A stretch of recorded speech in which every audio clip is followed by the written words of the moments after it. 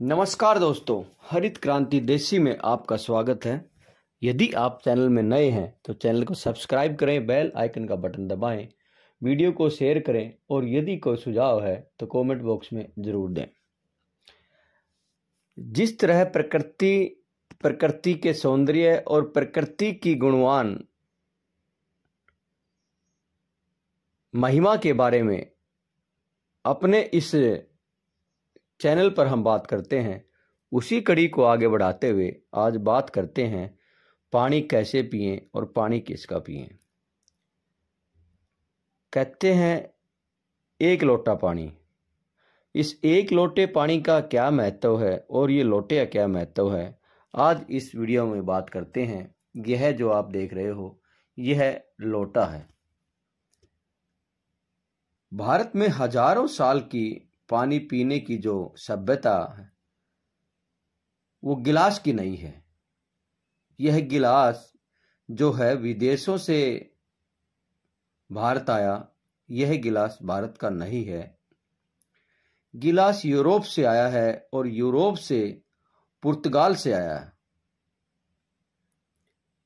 यह पुर्तगाली जब से भारत देश में घुसे थे तब से गिलास में हम फंस गए। पहले से भारत में गिलास की कोई परंपरा नहीं थी। गिलास अपना नहीं है, अपना लोटा है और लोटा कभी भी एक रेखीय नहीं होता है। तो वाग्भट जी कहते हैं कि जो बर्तन एक रेखीय है उसका त्याग कीजिए, वो काम का नहीं है। इसीलिए गिलास का पानी पीना अच्छा नहीं माना जाता, लोटे का पानी पीना अच्छा माना जाता है। इस वीडियो में हम गिलास और लोटे के पानी के बारे में चर्चा करेंगे, दोनों में अंतर की बात करेंगे। फर्क सीधा सा है कि आपको तो सबको पता ही है कि पानी को जहां धारण किया जाए उसमें वैसे ही गुण उसमें आ जाते हैं। पानी के अपने कोई गुण नहीं हैं, जिसमें डाल दो उसी के गुण आ जाते हैं। दही में मिला दो तो दही के छाछ बन जाएगा, तो वो दही के गुण ले लेगा। दूध में मिलाए तो दूध के गुण ले लेगा। लोटे में पानी अगर रखा तो बर्तन का गुण आएगा। अब लोटा गोल है तो वो उसी का गुण धारण कर लेगा। और अगर थोड़ा भी गणित आप समझते हैं तो हर गोल चीज का सरफेस टेंशन कम रहता है, क्योंकि सरफेस एरिया कम होता है तो सरफेस टेंशन भी कम होता है। तो सरफेस टेंशन कम है तो हर उस चीज का सरफेस टेंशन कम होगा और स्वास्थ्य की दृष्टि से कम सरफेस टेंशन वाली चीज ही आपके लिए लाभदायक होगी। कम गुरुत्वाकर्षण, जिसको हिंदी में बोलेंगे कम गुरुत्वाकर्षण वाली चीज ही आपके लिए सही रहेगी। अगर ज्यादा गुरुत्वाकर्षण वाली चीज आप पिएंगे तो बहुत तकलीफ देने वाला है, क्योंकि इसमें शरीर को तकलीफ देने वाला एक्स्ट्रा प्रेशर आता है। गिलास और लोटा के पानी में अंतर, गिलास के पानी और लोटे के पानी में जमीन आसमान का अंतर है। इसी तरह कुएं का पानी, कुआं गोल है इसीलिए सबसे अच्छा है। आपने थोड़े समय पहले देखा होगा कि सभी साधु संत कुएं का पानी पीते थे। अब भी कुछ जैनी संत हैं, वह कुएं का पानी पीते हैं। और मैंने देखा भी है कि कई जगह जैन मंदिर है, वहां आज भी कुआं है और वहां जो संत महात्मा ठहरते हैं उनको उस कुएं का ही पानी पिलाते हैं।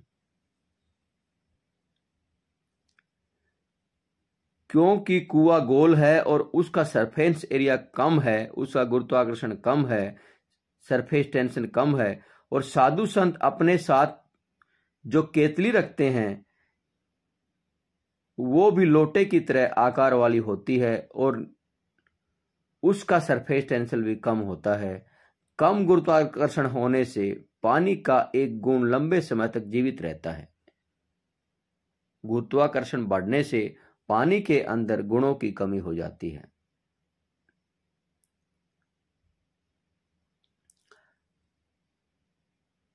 अब वो गुण कैसे काम करता है वो आपको बताते हैं आपकी बड़ी आंत है और छोटी आंत है। आप जानते हैं कि उसमें मेम्ब्रेन है और कचरा उसी में जाके फंसता है। पेट की सफाई के लिए इसको बाहर लाना पड़ता है। ये तभी संभव है जब कम सरफेस टेंशन वाला पानी आप पी रहे हैं।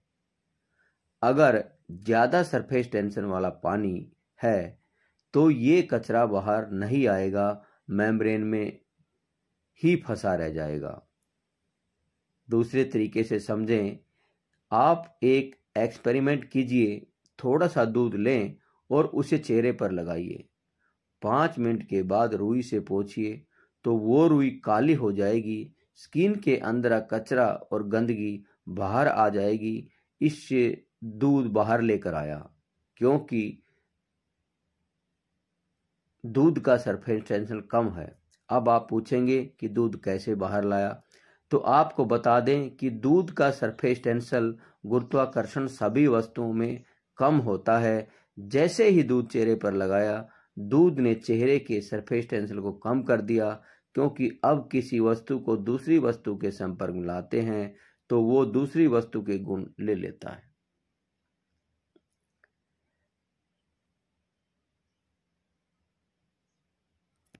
एक्सपेरिमेंट में दूध ने स्किन का सरफेस टेंशन कम किया और त्वचा थोड़ी सी खुल गई, और त्वचा खुली तो अंदर का कचरा बाहर निकल गया। यही क्रिया लोटे का पानी पेट में करता है। आपने पेट में पानी डाला तो बड़ी आंत और छोटी आंत का सरफेस टेंशन कम हुआ और वो खुल गई, और खुली तो सारा कचरा उसमें से बाहर आ गया, जिससे आपकी आंत बिल्कुल साफ हो गई। अब इसके विपरीत अगर आप गिलास का हाई सरफेस टेंशन का पानी पिएंगे तो आंतें सिकुड़ेंगी, चूंकि तनाव बढ़ेगा। तनाव बढ़ते समय जिस चीज सिकुड़ती है और तनाव कम होते समय चीज खुलती है। अब तनाव बढ़ेगा तो सारा कचरा अंदर जमा हो जाएगा, और वो ही कचरा बगंदर, बवासीर, मूल्यावाद जैसे सैकड़ों पेट की बीमारियां उत्पन्न करेगा। इसीलिए कम सरफेस टेंशन वाला पानी ही पीना चाहिए। लोटे का पानी सबसे अच्छा माना जाता है। गोल कुएं का पानी है तो बहुत अच्छा है। गोल तालाब का पानी, पोखर अगी गोल है तो उसका पानी बहुत अच्छा है। नदियों के पानी से कुएं का पानी अधिक अच्छा होता है, क्योंकि नदी में गोल कुछ भी नहीं होता है, वो सिर्फ लंबी होती है, उसमें पानी का फ्लो होता रहता है। नदी का पानी हाई सरफेस टेंशन वाला होता है, और नदी में से भी ज़्यादा खराब पानी समुद्र का होता है, उसका सरफेस टेंशन सबसे अधिक होता है। अगर प्रकृति में देखें तो बारिश का पानी गोल होकर धरती पर आता है, मतलब सभी बूंदें गोल होती हैं, क्योंकि उसका सरफेस टेंशन बहुत कम होता है। तो गिलास की बजाय पानी लोटे में पिएं तो लोटे ही घर में लाएं, गिलास का प्रयोग बंद कर दें। जब से आपने लोटे को छोड़ा है, तब से भारत में लोटे बनाने वाले कारीगरों की रोजी रोटी खत्म हो गई है। गांव गांव में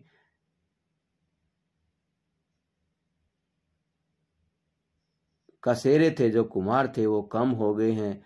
पीतल और कांसे के लोटे बनते थे पहले, अब नहीं बनते हैं। सब इस गिलास के चक्कर में भूखे मर गए हैं।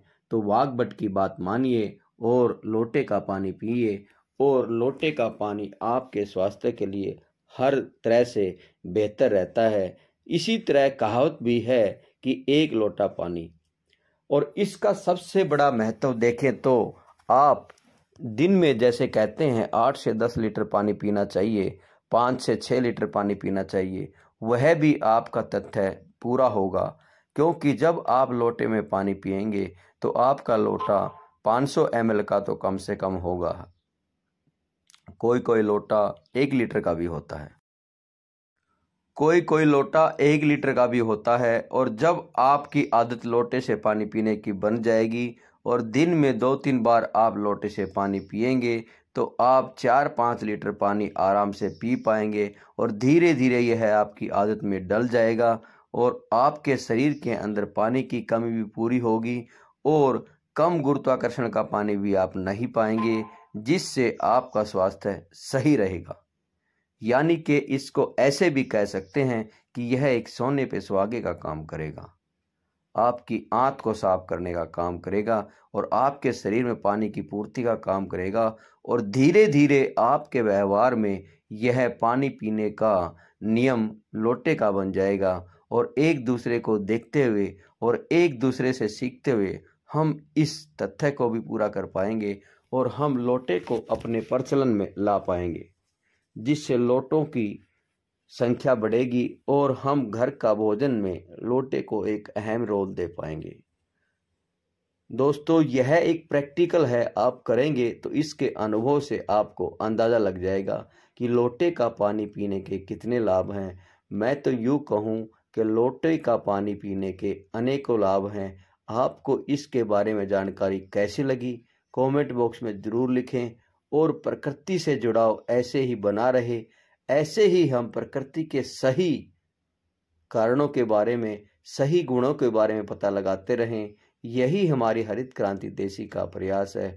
आप वीडियो को शेयर जरूर करें और इस तरह के सुझाव कमेंट बॉक्स में जरूर लाएं। धन्यवाद दोस्तों।